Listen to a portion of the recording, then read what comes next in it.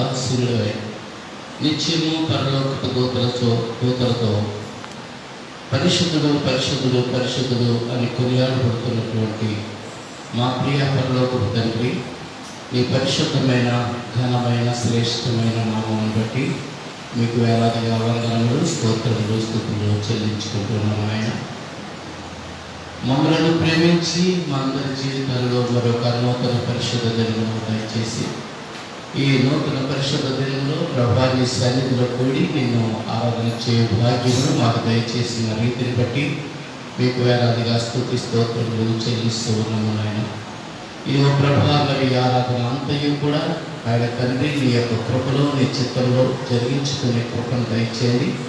మా స్వంత ఆలోచన ద్వారా కానీ సొంత తలంపుల ద్వారా కానీ ప్రభా ఆచారంగా అలవాటుగా చేసే ఆరాధనలు కానీ లేకుండా ప్రభా నీ నామమును మహిమపరిచి కీర్తించే రీతిగా ప్రభా ఆరాధన జరిగించి కృప దయచేయమని ప్రార్థిస్తూ ఉన్నా. మా అందరి యొక్క హృదయములను నాయన మీ యొక్క నాయన తండ్రి వైపుకు తిప్పుకొని నాయన పరిపూర్ణమైన హృదయాలతో ఆత్మతో సత్యముగా నిన్ను ఆరాధించే భాగ్యము దయచేయండి. ఆరాధన ఆది నుండి అంతం వరకు మీరే మాకు అధ్యక్షులుగా ఉంది. అయినా మమ్మలను మీరే తండ్రి మీ చిత్తంలో నడిపించి సమస్తమైన విషయాలలో మీరే మహిమను ఘనతను ప్రభావాలను పొందుకునమని తండ్రి కొన్ని కీర్తనలు పాడి మీ నామమును మహిమపరుస్తూ ఉండగా మా కీర్తన గానము స్తుతి అన్నీ కూడా మీకు అంగీకారంగా ఉండటకు కృప దయచేయమని ఈ ప్రార్థన మా ప్రియ రక్షకులను యేసు పరిశుద్ధమైనటువంటి నామములో అతి మిక్కిలి వినయంతో ప్రతిలాడి వేడుకొనిచున్నాము తండ్రి. ఆమేన్ ఆమేన్ ఆమేన్. ఒక కీర్తన పాడి ప్రభువును స్తుతించుకుందాం. వారి బిడ్డలు వచ్చి కీర్తన పాడాలని కోరుతున్నాను.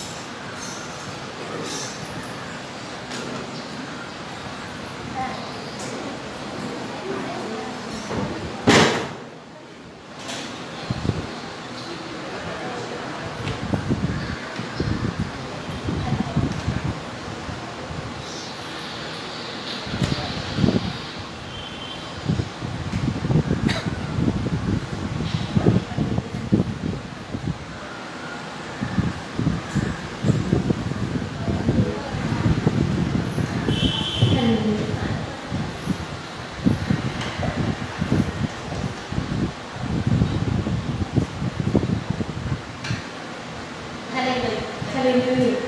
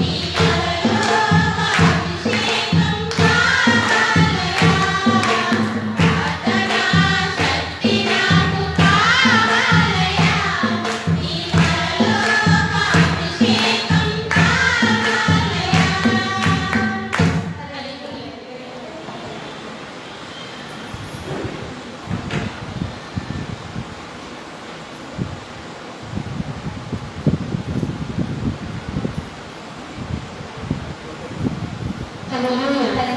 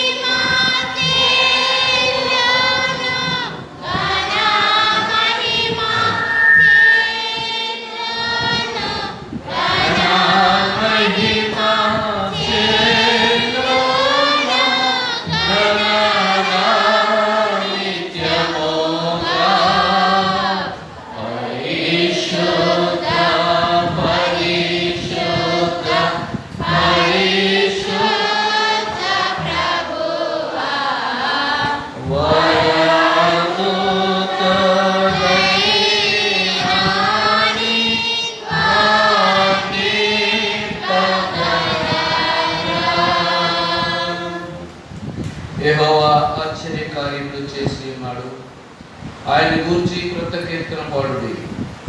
ఆయన దక్షిణ హస్తము, ఆయన పరిశుద్ధ బాహువు ఆయనకు విజయము కలుగు చేసి ఉన్నది. యెహోవా తన రక్షణను వెల్లడి చేసి ఉన్నాడు. అన్యజనుల ఎదుట తన నీతిని బయలుపరచి ఉన్నాడు. ఇశ్రాయేలు సంతతికి తాను చూపిన కృపా విశ్వాస్యతలను ఆయన జ్ఞాపకం చేసుకుని ఉన్నాడు. భూదేవత నివాసులందరూ మన దేవుడు కలుగు చేసిన రక్షణను చూచేది. సర్వభూజనులారా, యెహోవాను బట్టి ఉత్సాహించుడి, ఆర్భాటముతో సంతోషగానము చేయుడి, కీర్తనలు పాడుడి. సితారా స్వరముతో యెహోవాకు స్తోత్ర గీతములు పాడుడి. సితారా తీసుకుని సంగీత స్వరముతో గానము చేయుడి. గోరులతోనూ కొమ్ముల నినాదములతోనూ రాజైన యెహోవా సన్నిధిని సంతోష ధ్వని చేయుడి. సముద్రమును దాని సంపూర్ణతయు ఘోషించునుగాక. లోకమును దాని నివాసులను కేకలు వేయుదురుగాక. ఆయన సన్నిధిని నదులు చప్పట్లు కొట్టునుగాక. కొండలు కూడి ఉత్సాహధ్వని చేయునుగాక. భూమికి తీర్పు తీర్చుటకై నీతిని బట్టి, లోకములకు తీర్పు తీర్చుటకై, న్యాయమును బట్టి జనములకు తీర్పు తీర్చుటకై యెహోవా వేంచేసి ఉన్నాడు. దేవుడు తన పరిశుద్ధ వాక్యమును దీవించి ఆశీర్వదించుగాక. ప్రార్థన చేసుకుందాం. సర్వశక్తియు మిక్కిలి కృపగల మా దేవా, నీ పరిశుద్ధమైన ఘనమైన శ్రేష్టమైన నామమును బట్టి మీకు వేలాదిగా స్తుతి స్తోత్రములు చెల్లిస్తూ ఉన్నాము తండ్రి. ఇదిగో ప్రభా, మా అందరి జీవితాల్లో మరొక నూతన పరిశుద్ధ దినమును అనుగ్రహించి ఈ పరిశుద్ధ దినములు నీ సన్నిధిలో కూడి ఈ రీతిగా ఆరాధించుటకు కృపను అనుగ్రహించిన రీతిని బట్టి అయా మీకు వేలాదిగా స్తుతి స్తోత్రములు చెల్లిస్తూ ఉన్నాము. ఇదిగో ప్రభా, ఎప్పటి వరకును మమ్మల్ని నడిపించాము నాయన. ప్రభా, కీర్తనలు పాడి స్తుతిగానం చేసి నిన్ను స్తుతించాము. ఇదిగో ప్రభా, మరి తండ్రి కార్యక్రమంలో ముందుకు సాగుతూ ఉండగా మీరే మాకు తోడయ్యండి నాయన. ప్రభా, ఆరాధన అంతట్లో కూడా మీ చిత్తము మీ కృప మా పట్ల జరిగించమని ప్రార్థన చేస్తూ ఉన్నారు. ప్రభా, మరి తండ్రి నీ దివ్యమైన వాక్కులను ప్రభా మేము వినగలిగే చెవిని, గ్రహించగలిగే హృదయములను మాకు దయచేసి నడిపించండి. ఆరాధన అంతయు కూడా ప్రభా మా యొక్క జీవితాలకు ఆశీర్వాదకరముగా, మా జీవితాలకు దీవెనకరముగా, మా జీవితాలు ప్రభా ఆత్మపూర్ణత పొందుకునే రీతిగా అయా మీరే మమ్మలను ప్రభా నీ పరిశుద్ధ సన్నిధిలో తండ్రి దీవించమని ఆయన సంతోషానందములతో ప్రభా సంపూర్ణమైన తండ్రి సకల సౌఖ్యములతో ప్రభా నీ సన్నిధి నుండి మేము తిరిగి వెళ్ళిన కృప మాకు దయచేయమని ఈ ప్రార్థన మా ప్రియ రక్షకుడును యేసు పరిశుద్ధమైన నామంలో అతి మిక్కిలి వినయంతో బ్రతులాడి వేడుకుంటున్నాము తండ్రి. ఆమేన్, ఆమేన్, ఆమేన్.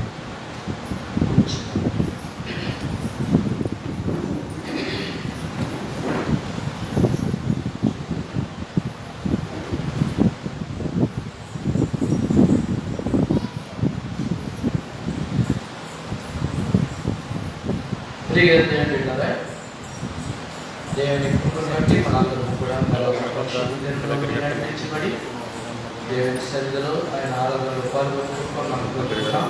అందును బట్టి దేవదేవునికి అందరూ కలిసి ఒకసారి స్తోత్రం చేద్దాం. హల్లెలూయా, హల్లెలూయా, హల్లెలూయా.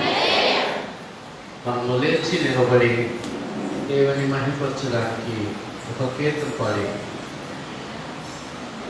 హృదయ సిద్ధపాటును పొందుకొని మనము దేవుని వాక్యం వెళ్ళడానికి సిద్ధపడతాం.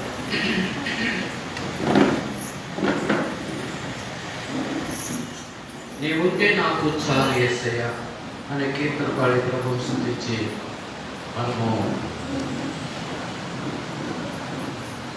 ఆరాధనలో ముందుకు సాగిపోతాం.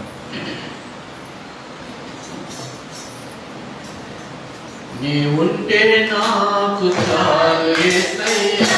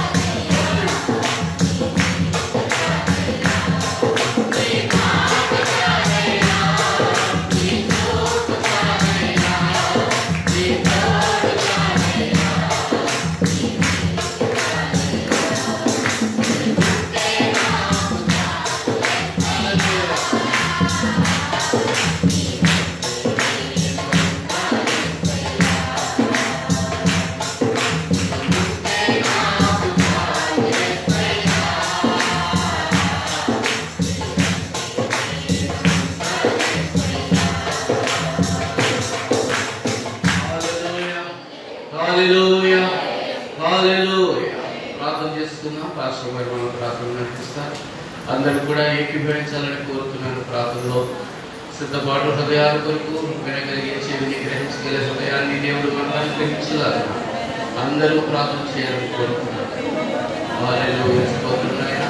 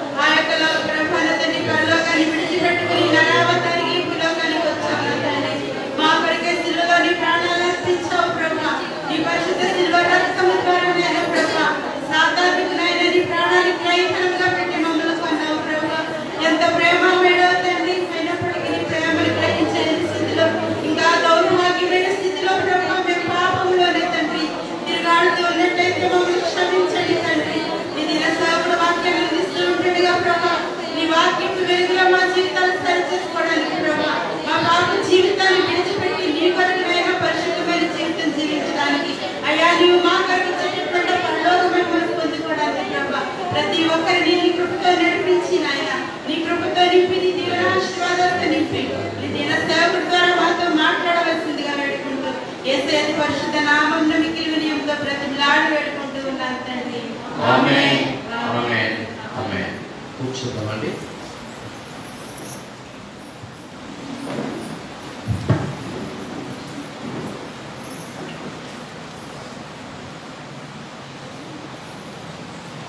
దేవునికి స్తోత్రం కలుగును గాక.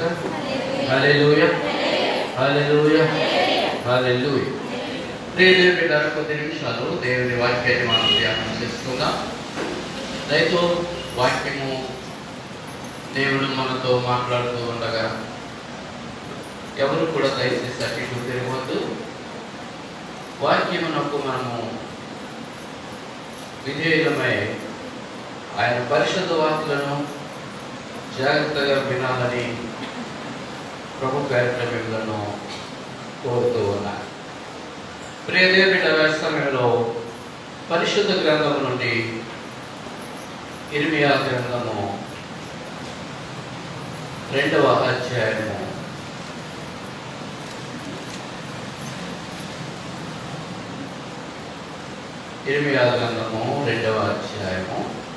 32వ వచనాన్ని మనం చదువుకోవాలి.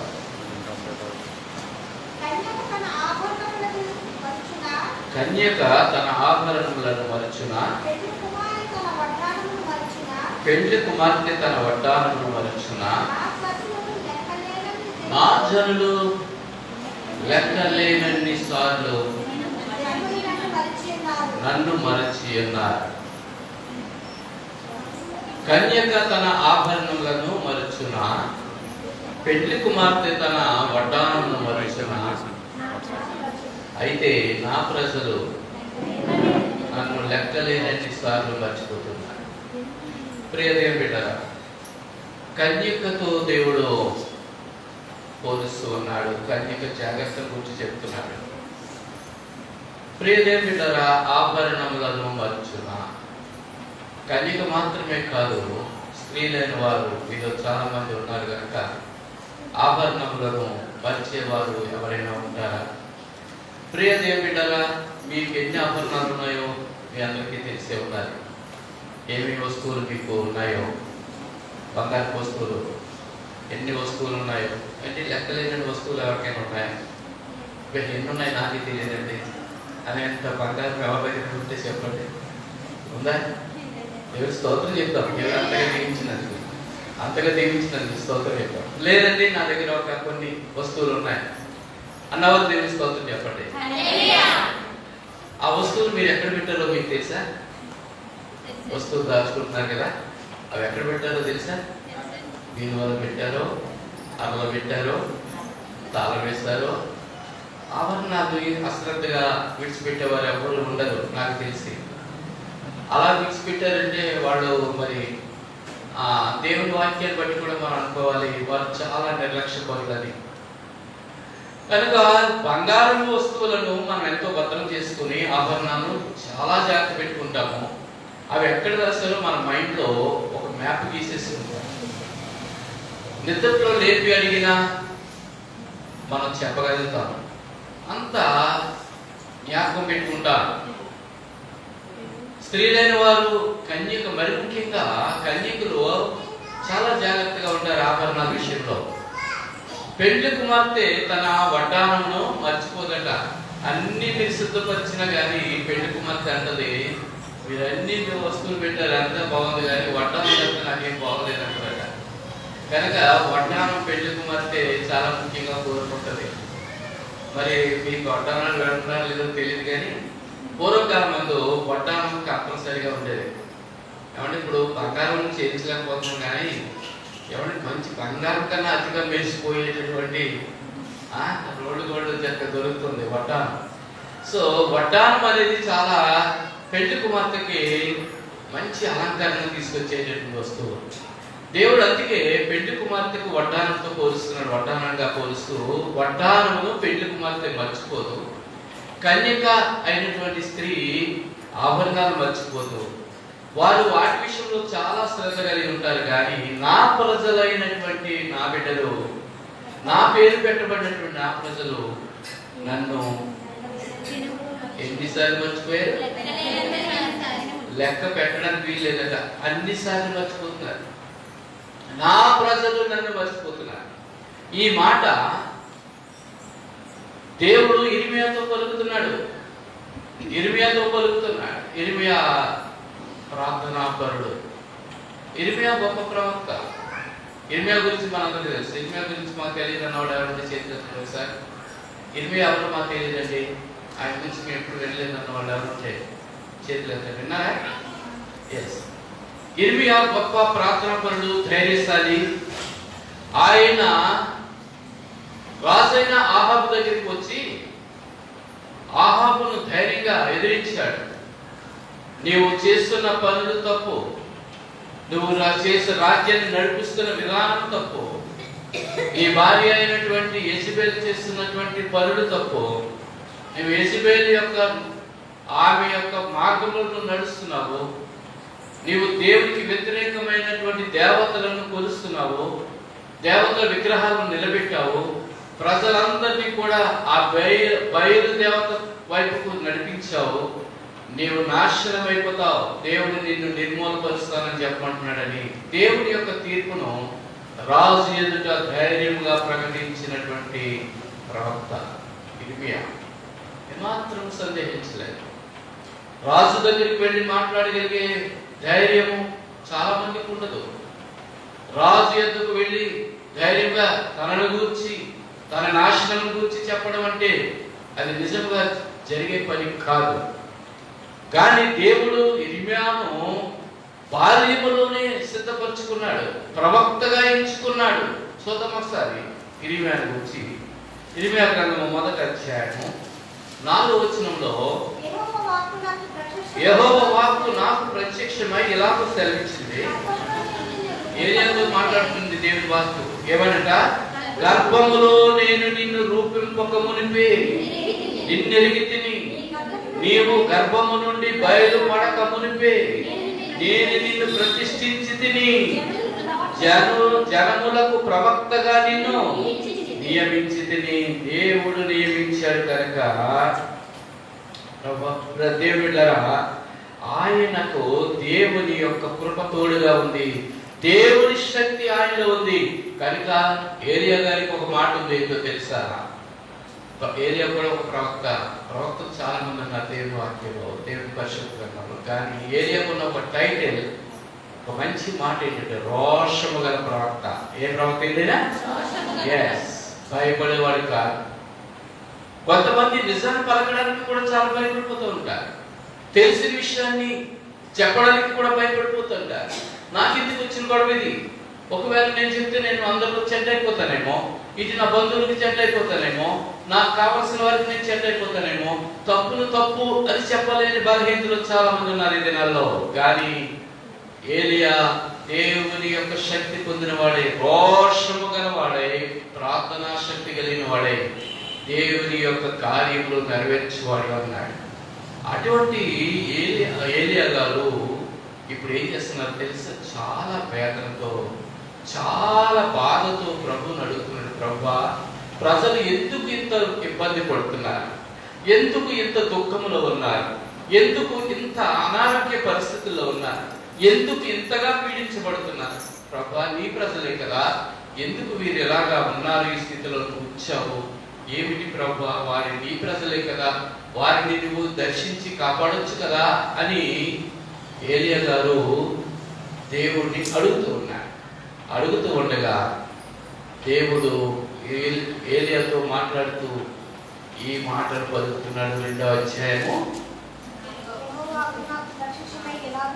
32వ వచనంలో ఏమని పలికాడండి?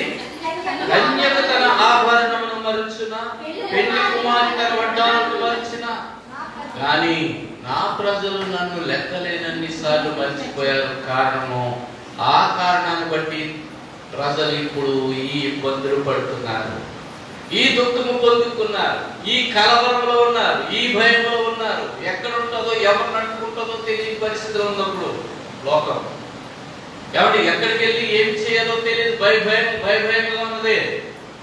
మనుషులందరూ ఒకటిగానే ఉంటారు, కానీ ఎవరిలో ఉందో తెలియదు. ఏమిటది? కరోనా. పలకడానికి 3 అక్షరాలు చాలా బాగున్నాయి, కానీ మనుషులు ముప్పు తిప్పలు పెడతా ఉన్నాయి, 3 చెరువులు నీళ్ళు తాగిస్తూ ఉన్నాయి. నిన్నే వార్త, ఒక సినీ విశ్లేషకుడు ఉన్నాడు, విమర్శకుడు, ఒక ఆయన, మంచి పేరు, ఎవరిని కూడా లెక్క చేయడు, మంచి డేరింగ్ అండ్ డాషింగ్ విశ్లేషణ చేసేటటువంటి ఒక సినీ విశ్లేషకుడు కత్తి మహేష్ అనే ఆయన పవన్ కళ్యాణ్ కూడా తీసి పక్కన పెడతాడు. పవన్ కళ్యాణ్ అభిమానులకి కత్తి మహేష్కి చాలా గొడవలు అయ్యాయి. కత్తి మహేష్ చంపేస్తామన్నారు, అలాగన్నారు, ఇలాగన్నారు, ఎవరికి భయపడలేదు.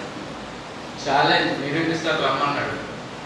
అంత గట్టిగా మాట్లాడు Kathi Mahesh. Yesterday he was died. చనిపోయాడు ఆయన. ఎందుకు చనిపోయాడు?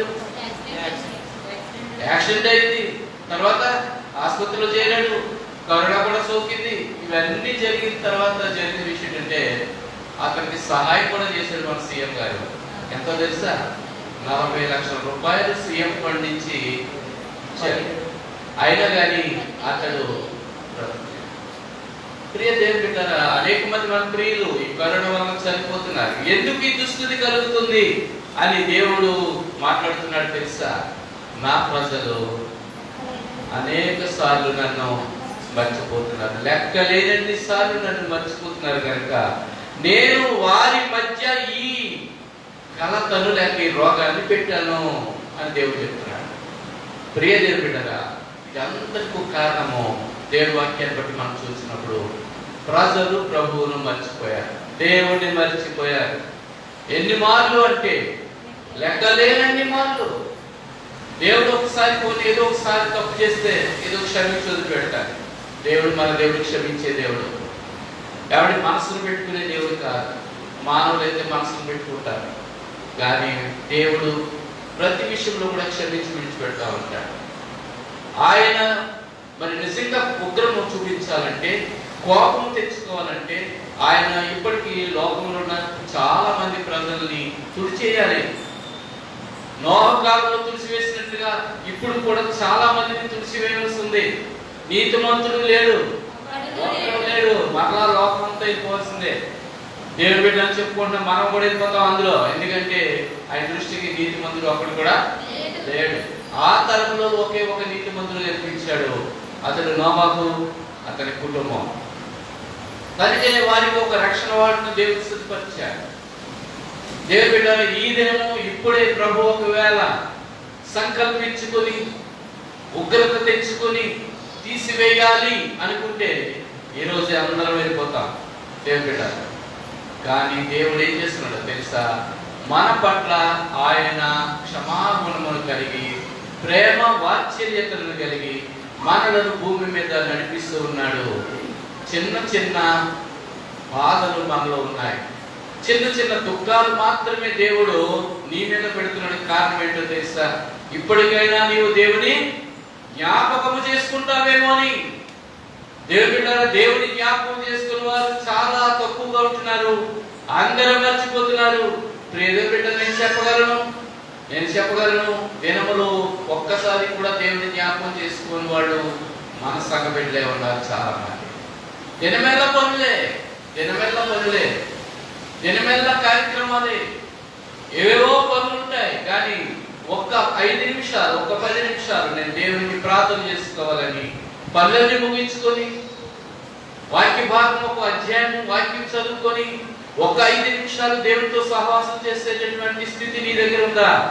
లేదు కనుక దేవుడు అంటున్నాడు, నన్ను మర్చిపోతున్నారు. మీరు దేవుని మర్చిపోయేటటువంటి దేవుని ప్రజలుగా ఉన్నాము కనుకనే దేవుని ఉగ్రతను చూస్తున్నాము.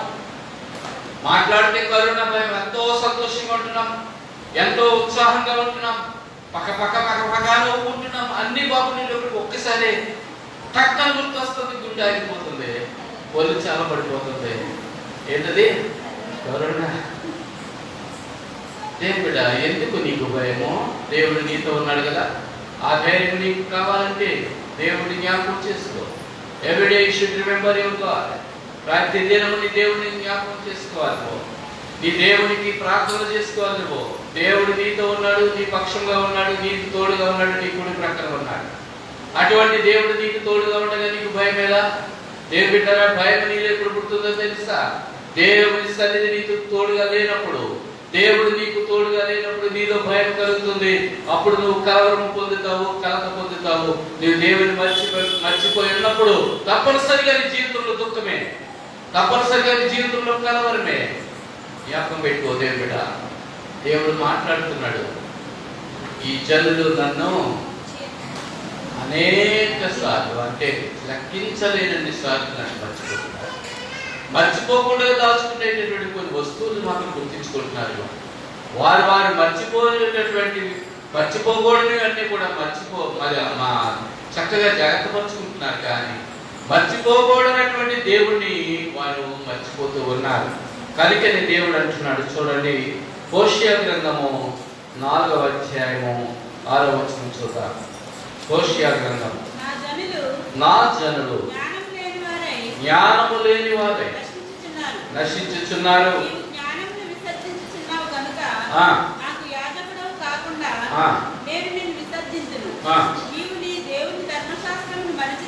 నీవు నీ దేవుని ధర్మశాస్త్రమును మరిచితివి కనుక నేను నీ కుమారులను మరుతును.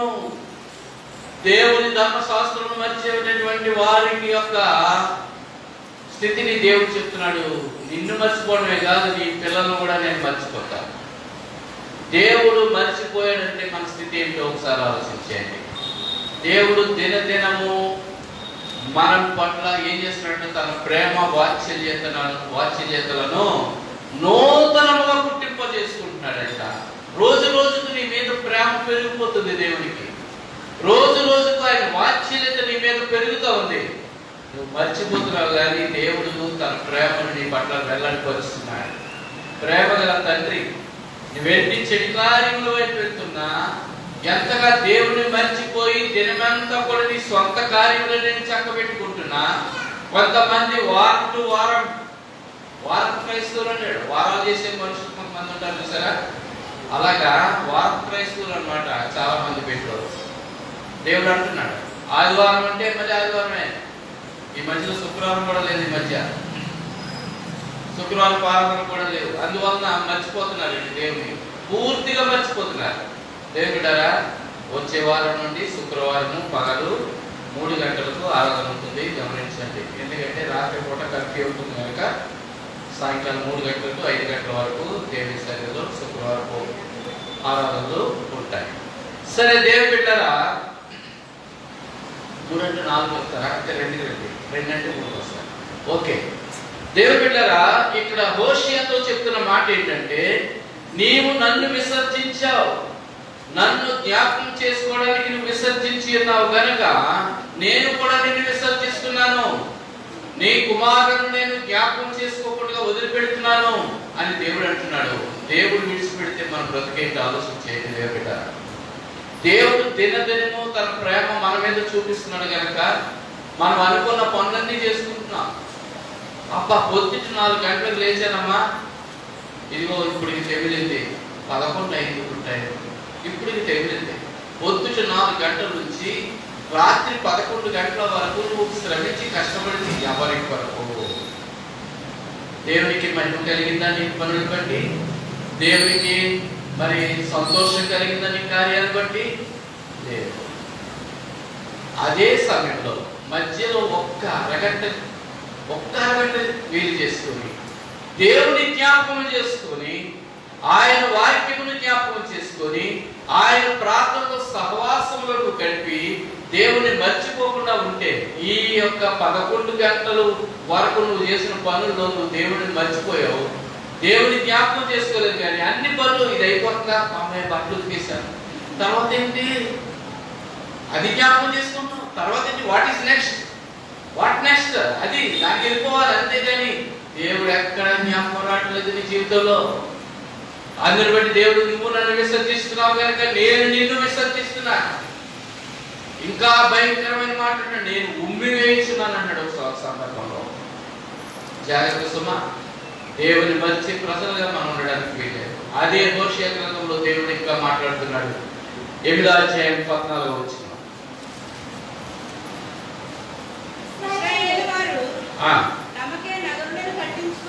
ఇశ్రాయేలు వారు తమకే నగరులను కట్టించుకొని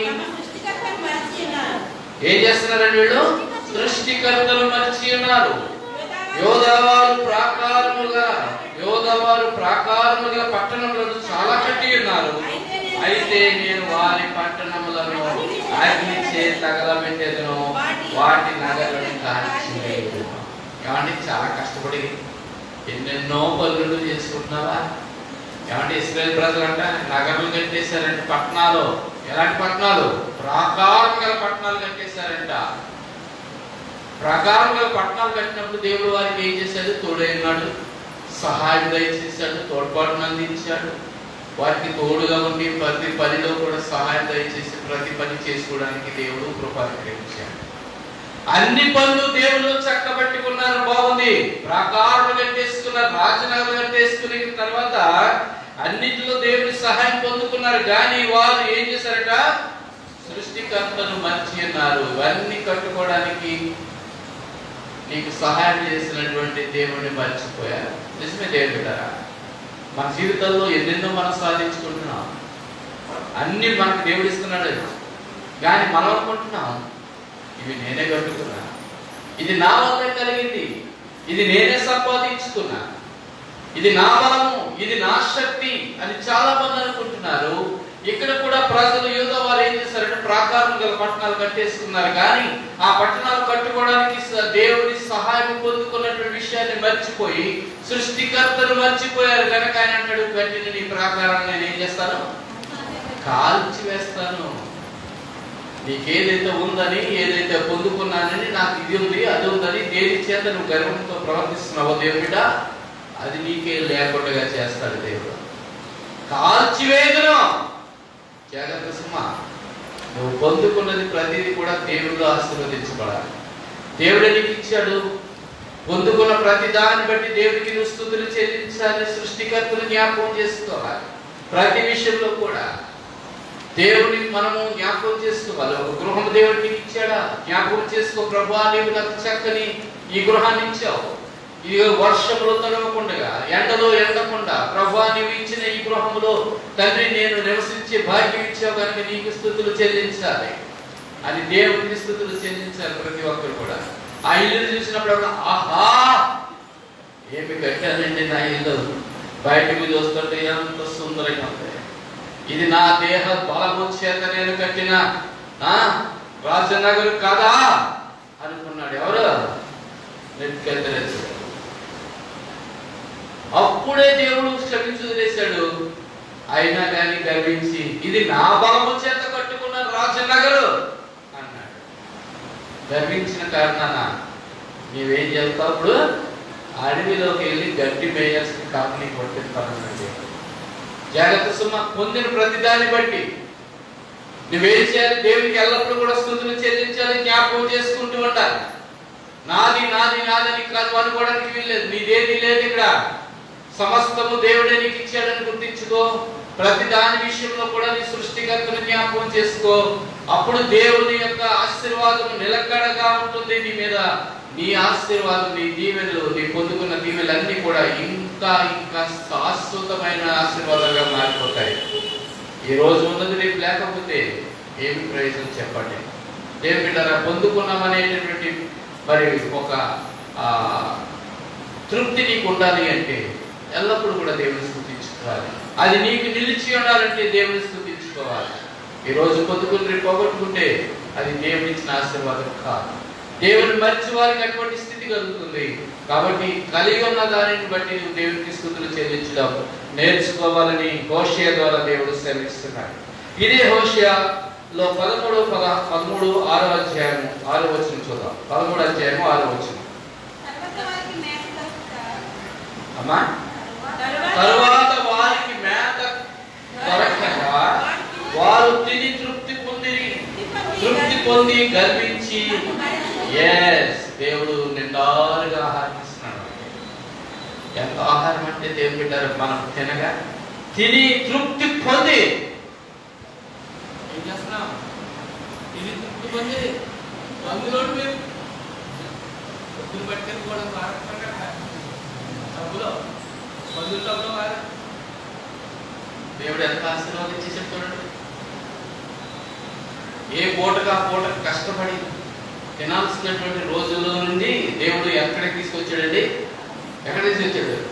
దీన్ని తృప్తి పొంది ఆర్ఎస్ఎస్ స్టేజ్లోకి వచ్చేసాం.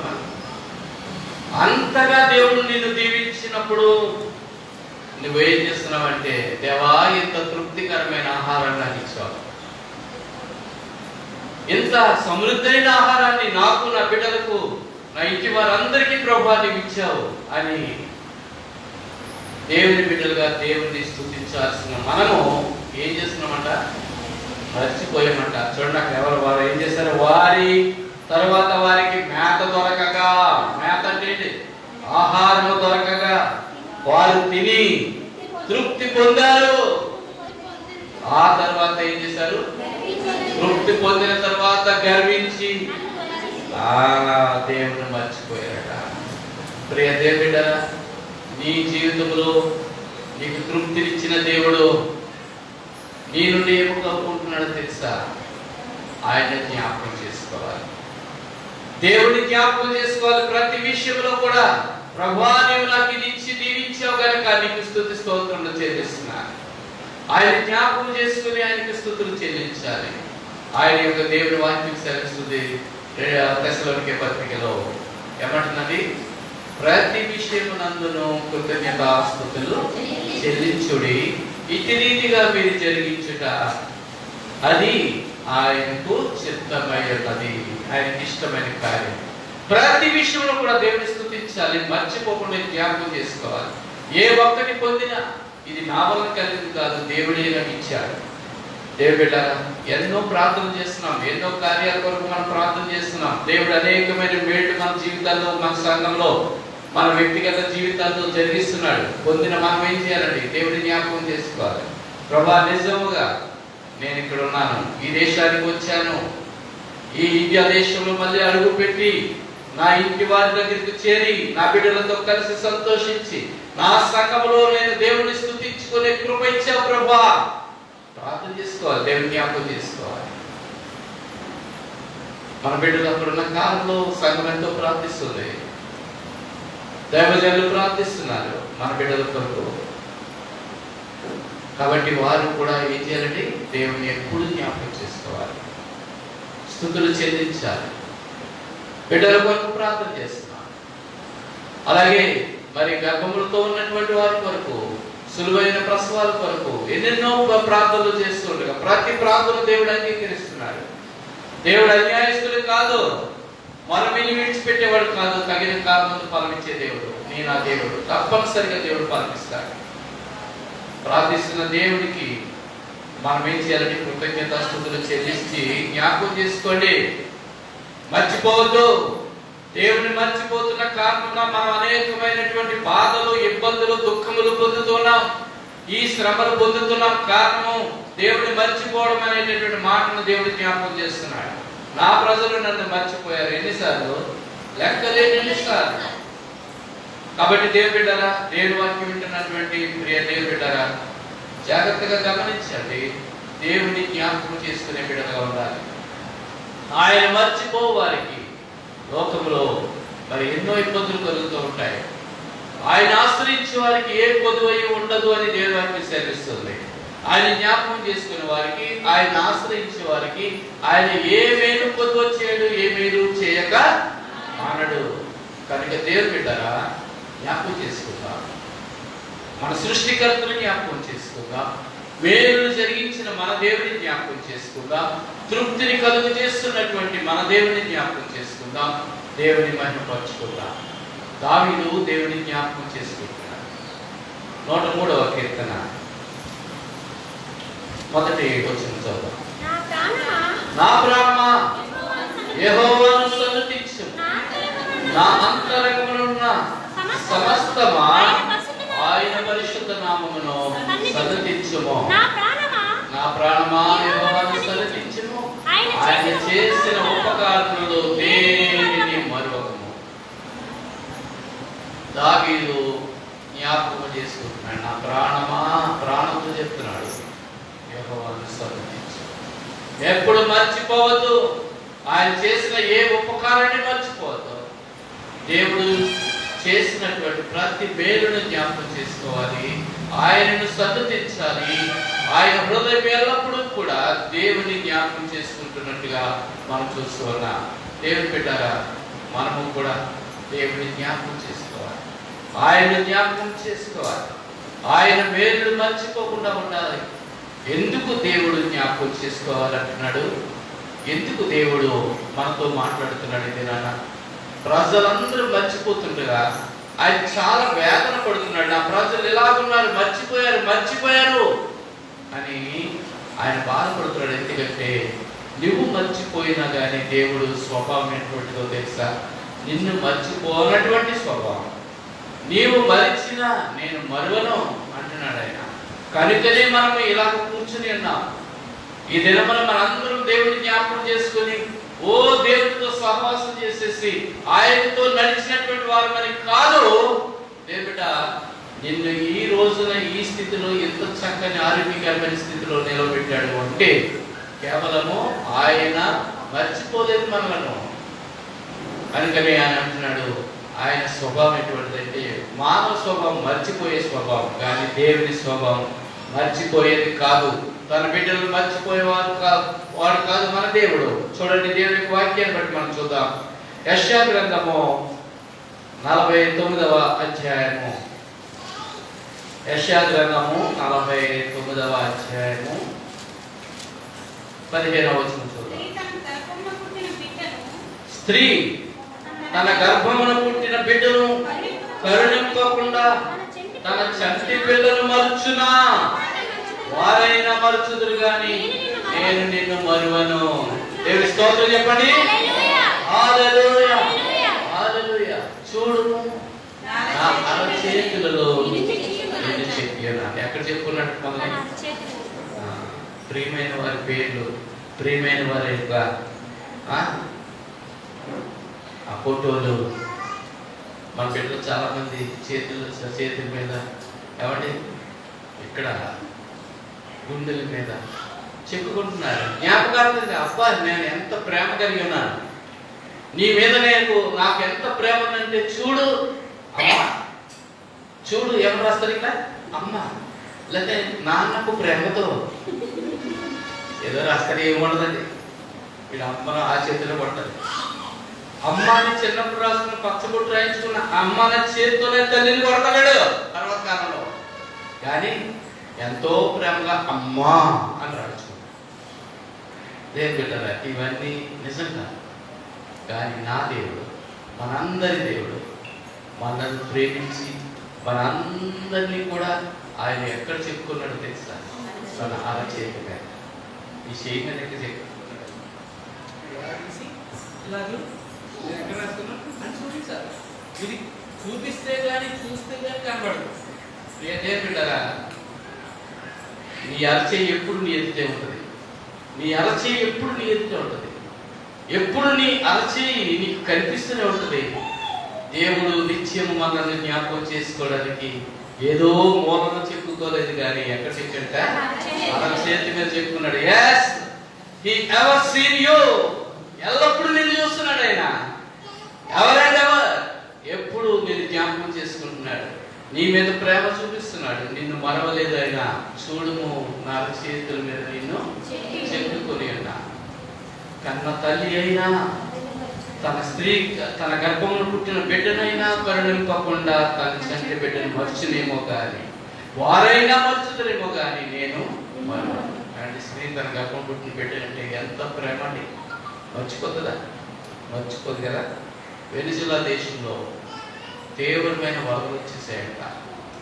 ఒకప్పుడు వరదలు వచ్చేస్తే ఒక గ్రామంలోకి నీరు పొంగుకుంటా వచ్చేస్తుంది. తప్పించుకునే మార్గమే లేదు. ఒక తల్లి తన చిన్న చంటి బిడ్డను హక్కును చేర్చేసుకుని ఎటు పోవాలో తెలియక గబగబా ఆ దగ్గర ఒక చెట్టు ఉంటే ఆ చెట్టు ఎక్కేసిందంట. చెట్టు బిడ్డను ఒళ్ళో పెట్టుకొని చెట్టు ఎక్కేసింది. వరద నీరు చెట్టు మీదకి వచ్చేసింది. చెట్టు ఎంత స్థాయికి వచ్చేసింది. కింద వరద నీరు ప్రవాహం చాలా వేగంగా ఉంది. ఒక చేతితో బిడ్డను పట్టుకుని, ఒక చేతితో చెట్టు కొమ్మను పట్టుకొని, బిడ్డను పట్టుకుని అలాగే చెట్టు మీద పెట్టాడు. దేవుని బిడ్డలారా, వరద చెట్టు కొమ్మను వదిలిందా ఎక్కడ పడిపోతే? బిడ్డతో సహా ఆ వరదలు పడిపోతుంది. కానీ ఆమె అలాగనే తన బిడ్డల కొరకు చెట్టు కొమ్మను పట్టుకుని ఉండిపోయిందంట. స్త్రీకి తన గర్భంలో పుట్టిన బిడ్డ పట్ల ఎంత ప్రేమ ఉందో చూడండి. అలాగే పట్టుకుని ఉంది. ఎంతసేపు తెలుసా? మీరు ఎంతసేపు పట్టుకోగలరు? ఒక చేతితో బిడ్డను, ఒక చేతితో ఒక కొమ్మను పట్టుకొని. ఇటువంటి ప్రమాదకరమైన పరిస్థితులు ఎంతసేపు మీరు పట్టుకోగలరు? ఆ స్త్రీ పేపర్లో వచ్చింది. ఆ స్త్రీ ఎంతసేపు పట్టుకుందాం తెలుసా? ఒక చేతితో బిడ్డను, ఒక చేతితో కొమ్మను పట్టుకుని 96 గంటలు. 96 గంటలంటే 4 రోజులు, కరెక్ట్గా 4 రోజులు. ఎంత ప్రేమ, ఎంత వాత్సల్యత. దేవుని బిడ్డలారా, స్త్రీ తన గర్భం పుట్టిన బిడ్డ పట్ల ఎంత ప్రేమ, ఎంత వాత్సల్యత. మర్చిపోతుందా? మర్చిపోదు. దేవుని బిడ్డలారా, అలానే మన మధ్య వచ్చింది సోషల్ మీడియాలో ఒక భార్య భర్తలు బండి మీద వెళ్తున్నారు. మధ్యలో చిన్న బిడ్డ ఉంది. వెళుతూ ఉండగా వాళ్ళు మంచిగా వెళ్తున్నారు. కానీ ఒక వాహనం వచ్చి వారి యొక్క వాహనాన్ని బలంగా ఢీకొన్నప్పుడు ఒక ట్రాలీ, దాన్ని డిస్ప్లేసింగ్ దాన్ని ఏమంటారు? పెద్ద లారీ అండి, దాన్ని ఏమంటారు? ట్రక్. అలాంటిది బలంగా గుర్తిస్తే ఏమైందో తెలుసా? వెనక కూర్చున్న తల్లి యొక్క 2 కాళ్ళు విరిగిపోయాయి. విరిగిపోవడం అంటే ఎలా విరిగిపోయి తెలుసా? ఏదో ఫ్రాక్చర్ అవడం కదండి. కాళ్ళు 2 ఊడిపోయాయి. అటు ఇటు ఏర్పడిపోయాయి 2 కాళ్ళు. అలా కూర్చుకుపోయింది. ఆ సమయంలో కూడా బిడ్డను విడిచిపెట్టలేదండి. బిడ్డ ఏడుస్తున్నాడు, బిగ్గరగా ఏడుస్తుంటే కాళ్ళు 2 ఇలా తిరిగిపోయి పడిపోయినటువంటి ఆ స్త్రీ కూర్చుండి ఏం చేస్తుందో తెలుసా? బిడ్డకు పాలిస్తుంది. ఎంత వాత్సల్యత. 2 కాళ్ళు విరిగిపోయి ఇటు వంగిపోయినటువంటి ఆ స్థితిలో కూడా తన బిడ్డ కొరకు ఆకలి తీర్చడానికి పాలిస్తుందట. స్త్రీ అంతగా తన గర్భం పుట్టిన బిడ్డను ప్రేమిస్తుంది. ఒకవేళ వారైనా మర్చిపోతారేమో, అలాంటి పరిస్థితుల్లో నుండి అయినా బిడ్డలు మర్చిపోతారేమో, కానీ నేను నిన్ను మరువను. చూడము, నా చేతుల మీద నిన్ను చెక్కుకొని అన్నారు. ప్రియ దేవుడు కదా, నిన్ను నన్ను జ్ఞాపకం చేసుకునే దేవుడు. నీవు మరిచిన మరవనటువంటి దేవుడు, నీవు విడిచిన విడిచిపెట్టినటువంటి దేవుడు మన దేవుడు అయి ఉన్నాడు. కనుక దేవుడు బిడ్డరా, ఆయనకు కోపము రప్పించుకుంటగా ప్రతి దినము కూడా ఆయన జ్ఞాపకం చేసుకునే బిడ్డగా ఉంటారని కోరుతున్నాను. దేవుడి వాక్యాన్ని బట్టి ఈ దినము మనం హెచ్చరింపబడుతున్నాం. ఆయన ప్రేమ వాత్సల్యతలను ఎల్లప్పుడూ మనం జ్ఞాపకం చేసుకోవాలి. ఆయన వేదన పొందుతూ ఉన్నాడు. నా ప్రజలు లెక్కలేనన్ని సార్లు నన్ను మర్చిపోతున్నారు. నేను వారితో ఉన్నాను, వారిని జ్ఞాపకం చేసుకుంటున్నాను, ప్రేమిస్తున్నాను, నడిపిస్తున్నాను, అన్ని విషయాల్లో వారిని కాపాడుతున్నాను. కానీ నా ప్రజలైన వారిని నన్ను మర్చిపోతున్నారని దేవాది దేవుడు వేదన చెందుతూ ఉండగా, ప్రియ దేవుడిటారా, వాక్యం విన్న నీవు ఈ దినము నుండి చేయాల్సినటువంటి కార్యం ఏమిటంటే ప్రతి దినము దేవుని దర్శించాలి, దేవుని జ్ఞాపకం చేసుకోవాలి. నా ప్రాణమా యెహోవాను సన్నిధించుము. ఆయన చేసిన ఉపకారములలో దేవుని మరొద్దని దావీదు జ్ఞాపకం చేసుకుంటున్న రీతిగా నీవు కూడా దేవుని జ్ఞాపకం చేసుకోవాలని దేవుని వాక్యము హెచ్చరిస్తూ ఉంది. వాక్యం విన్న నీవు ఈ దినం వరకు ఒకవేళ నువ్వు దేవుని మర్చిపోయి బిడ్డగా ఉన్నావేమో, ఇక నుండి అయినా దేవుని జ్ఞాపకం చేసుకొని దేవుని స్తుతించే బిడ్డగా ఉండి ఆయన ప్రేమను పొందుకోవాలని పరిశుద్ధాత్మ దేవుని యొక్క సహాయము మనందరికీ కలుగులాగా మనమందరం కూడా ఆయన వేడుకుందాం. అటువంటి స్థితిలోనికి మనం నడిపించబడదాం. దేవాది దేవుడు మనకు తోడుగా మనల్ని నడిపించును గాక. ఆమేన్, ఆమేన్, ఆమేన్. చిన్న ప్రార్థన చేసుకుందాం వాక్యం కొరకు. మహోన్నతుడా, సర్వశక్తిమంతుడా, సర్వాధికారి, నీ మహాప్రేమ వందనాలు, స్తోత్రాలు, స్తుతులు చెల్లిస్తూ ఉన్నాయి. ఇవో ప్రభా, ఇప్పటి వరకు నీ వాక్యపు వెలుగులో మమ్మల్ని నడిపించి ఆయన వాక్యం ద్వారా మమ్మల్ని బలపరిచిన రీతిని బట్టి మీకు వేలాదిగా వందనం, స్తోత్రాలు చెల్లిస్తున్నాయి. వాక్యమును విన్న మేము ప్రభా తండ్రి దానిని విడిచిపెట్టక తండ్రి వాక్యమును మా హృదయాల్లో భద్రపరుచుకొని వాక్యానుసారమైన జీవితాలతో ప్రభా మేము జీవించుటకు కృపను దయచేయమని తండ్రి వాక్యము మాలో ఫలించి అభివృద్ధి చెంది నీ కొరకు ఆత్మఫలము సిద్ధపరచు రీతిగా ఆయన మమ్మలను దీవించుమని నీ యొక్క వాక్యపు వెలుగు ప్రభా మమ్మలను తండ్రి మరి కాలమంతట్లో కూడా నడిపించి ఆయన నిశ్చితమైతే మరి యొక్క సమయంలో ప్రభా నీ సన్నిధిలో ఇదే రీతిగా కూడుకొని మేమందరం నేను స్తుతించి భాగ్యమును దయచేయమని యేసయ్య పరిశుద్ధమైనటువంటి నామములో అతి మిక్కిలి వినయంతో బ్రతుకులాడి వేడుకుంటున్నాను తండ్రి. ఆమేన్, ఆమేన్, ఆమేన్.